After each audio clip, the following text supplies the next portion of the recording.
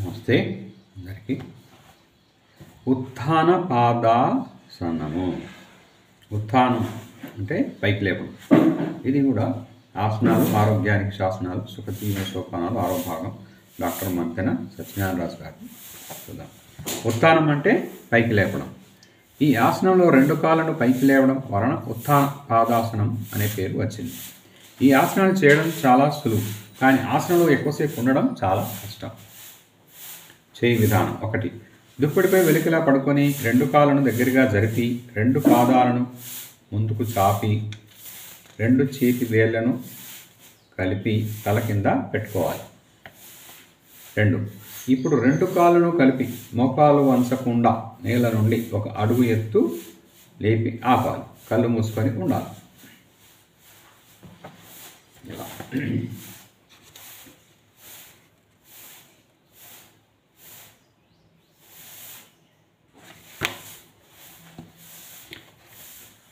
ఆసన స్థితి. కాళ్ళను కదపకుండా ఒక అడుగు ఎత్తులో అలా ఉంచి మనస్సును బొడ్డు కింది భాగం పొట్టపై లగ్నం చేసి అలా ఉండగలిగినంతసేపు ఉండాలి. కొంతసేపటికి బొడ్డు కింద భాగం కండరాలు అలసిపోయి కాళ్ళ బరువును మోయలేక వదిలేస్తాయి. అలాంటి స్థితి వచ్చినప్పుడు మనం దింపేస్తాం. విశ్రాంతి స్థితి. ఆసన స్థితిలో ఉన్నప్పుడు పొట్ట కండరాలు బాగా గట్టిగా బిగుస్తాయి. దానితో డయాఫ్రమ్ కదలికలు లేక ఊపిరితిత్తులు సరిగా సాగవు. తద్వారా గాలి ఊపిరితిత్తుల్లోనికి సరిగా వెళ్ళదు.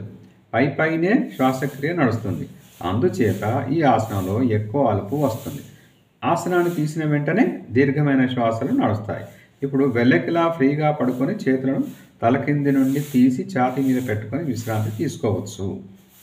ఇప్పుడు కళ్ళు తెరవకుండా మనసును శ్వాసలపై పెట్టి అలాగే 2-3 నిమిషాల పాటు అలుపు పూర్తిగా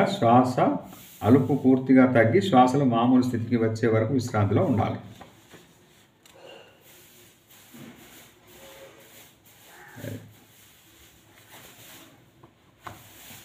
చేతులను ఛాతీపై బదులు మీకు ఎక్కడ సులువుగా ఉంటే అక్కడ పెట్టుకోవచ్చు. మనస్సుకు ఆ క్షణంలో ఏ ఆలోచనలు రావు.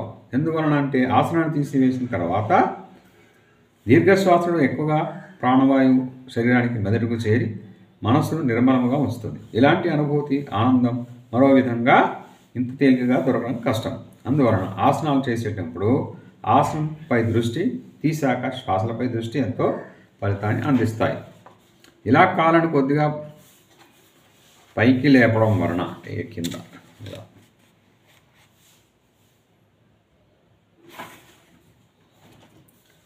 ఇలా కాళ్ళను కొద్దిగా పైకి లేపడం వలన ఆ కాళ్ళ బరువును మోసేసరికి నడుము కింది భాగం పూసలు దాని చుట్టూ ఉండే కండరాలు కొద్దిగా ఎక్కువగా అలసటకు గురి అవుతాయి.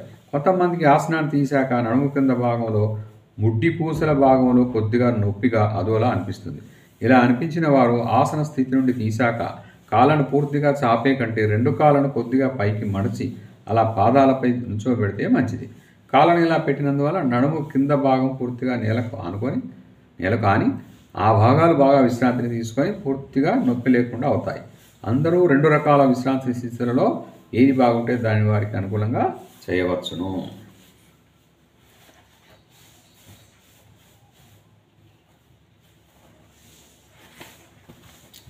మరొక పద్ధతి.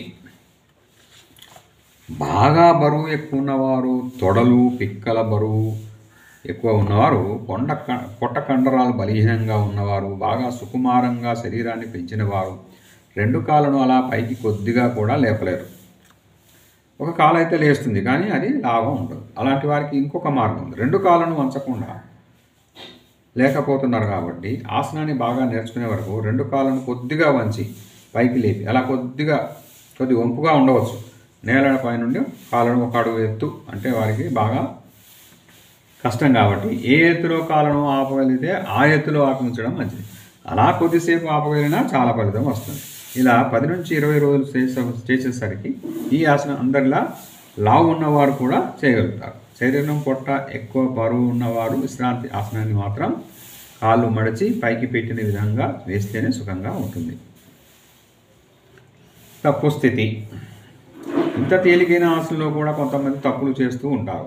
ఈ ఆసనంలో చేసే తప్పుల వలన పెద్దగా నష్టం ఉండదు, కానీ లాభం మాత్రం అసలు రావాల్సిన భాగానికి రాదు.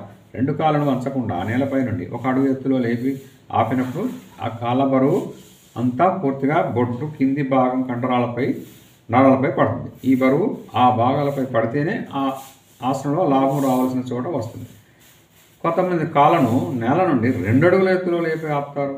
ఇంకా ఎత్తు లేపితే ఎక్కువ మంచిది అన్నట్లు వారు చేస్తారు. అలా ఎక్కువ ఎత్తు లేపేసరికి కాళ్ళ బరువు మొత్తం బొడ్డు కింది భాగం పొట్ట కండరాలపై పడవలసి ఉన్నది. బదులుగా కొంత బొడ్డు పై భాగానికి మారడం, మరికొంత కింద భాగాలపై ఉండడం జరుగుతుంది.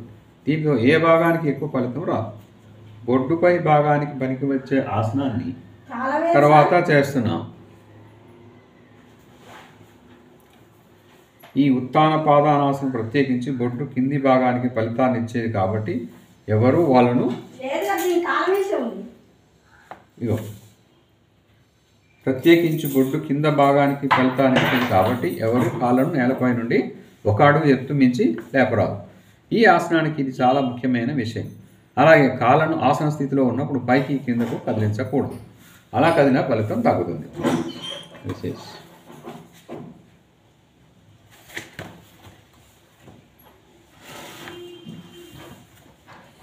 తప్పు స్థితి అన్నమాట. ఇది తప్పు స్థితి. ఎక్కువ లేపాడు. ఒక అడుగు బదులు రెండు అడుగులు లేపాడు. లాభాలు ఏంటి దీనివల్ల?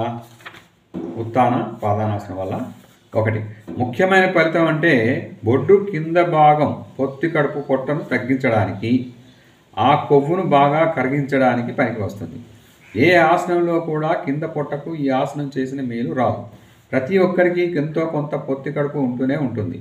అది లేకుండా అందంగా ఉంచుకోవాలని ఉన్నా అది తగ్గే మార్గాలు తెలియక చేసేది లేక అలా వదిలేస్తారు. బరువు తగ్గాలని ఎన్నో ఇతర రకాల ప్రయత్నాలు చేసినా శరీరం బరువు మొత్తంలో కొంత తగ్గుతుంది తప్ప మనకు బొడ్డు కింద భాగం పొట్ట తగ్గడానికి అవేమీ చేయలేవు. ఈ ఆసనం మాత్రం ఆ భాగంలో కొవ్వును కరిగించి వేస్తుంది.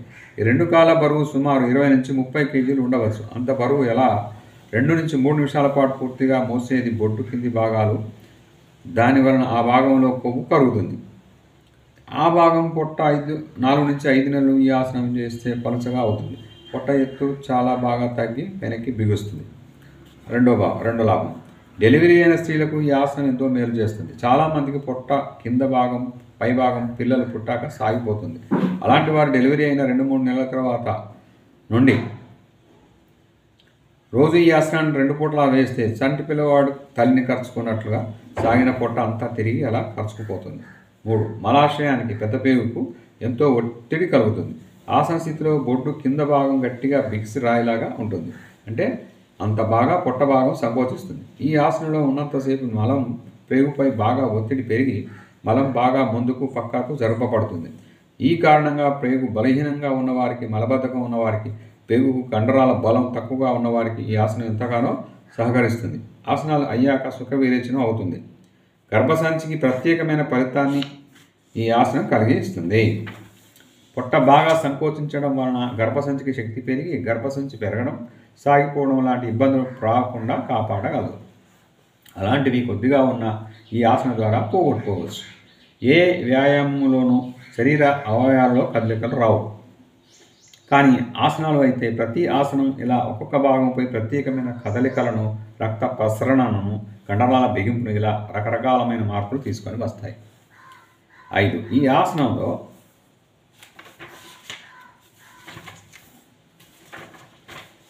ఉత్తాన పాదాసనములో ఉన్నంతసేపు ఊపిరితిత్తులు బాగా వ్యాకోచించి ఉంటాయి. ఆసనం నుండి తీసిన వెంటనే బాగా సంకోచిస్తాయి. ఇలా సంకోచ వ్యాకోచాలు ఊపిరితిత్తులకు రావడం వలన గాలి నిండుగా దీర్ఘంగా వెళ్ళేటట్లు శ్వాసక్రియ అలవాటు పడుతుంది. దీనితో ప్రాణవాయువును మనం రోజంతా ఇప్పటికంటే రెట్టింపు తీసుకోగలుగుతాం. శరీరంలోనికి అంత మొత్తంలో ప్రాణవాయువు సంచారం పెరిగేసరికి ఎంతో శక్తి సామర్థ్యాలు మనలో పెరుగుతాయి. 6 పొట్ట ప్రేగుల కండరాలు ఎంతగానో బలపడతాయి. గమనిక, ఉన్న పొట్టంతా తొందరగా పోవాలని కొంతమంది మొదటి రోజునే ఆసన స్థితిలో ఉండగలిగినంతసేపు ఉంచుతారు. దాంతో 2-3 రోజులు నడవడానికి, పడుకోవడానికి లేకుండా చాలా నొప్పులు వస్తాయి. 5-6 రోజుల పాటు కొత్తవారు 5-6 సెకండ్ల నుంచి ఈ ఆసనాన్ని వేయరాదు. నెంబర్ 2 కాలిని పూర్తిగా బిగపట్టి ఈ ఆసనాన్ని వేస్తే ఎక్కువసేపు ఆసనంలో ఉండలేము. దాంతో ఫలితం తగ్గుతుంది. గాలి మీద ధ్యాస లేకుండా ఆసనాన్ని చేస్తే ఈ ఆసనంలో ఎంత గాలి అవసరమో అంత గాలిని ఊపిరితిత్తులు పీల్చుకుంటాయి. అంచేత గాలిని బంధించి ఉంచకూడదు. 3 విరోచనం ముందు బాగా అయ్యేటట్లు చేసుకొని ఈ ఆసనం వేస్తే ఎక్కువసేపు ఆసనంలో ఉండవచ్చు. విరేచనం సాఫీగా అవ్వకపోతే ఈ ఆసనంలో త్వరగా నొప్పి వచ్చి ఆసనాన్ని వెంటనే తీసేస్తారు. ఫలితం బాగా రావాలంటే సుఖ విరేచనం కావడం అతి ముఖ్యం. ఆసనం ముందు ఉత్తానపాదనాసనం చేసే ముందు సుఖ విరేచనం చేసుకున్న తర్వాతనే చేయాలి, లేకుండా చేయకూడదు. Okay, thank you.